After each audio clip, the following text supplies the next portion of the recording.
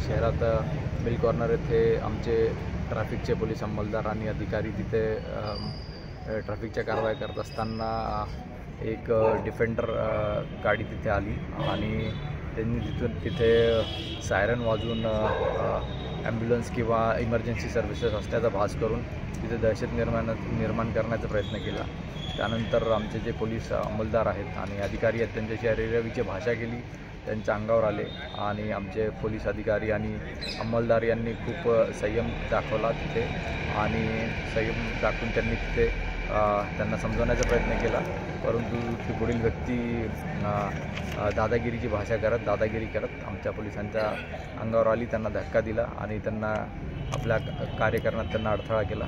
त्याबद्दल आज त्यांच्यावर गुन्हा दाखल करण्यात आलेला आहे आणि पुढील कारवाई होत आहे। अटक वगैरे करण्यात आली सर?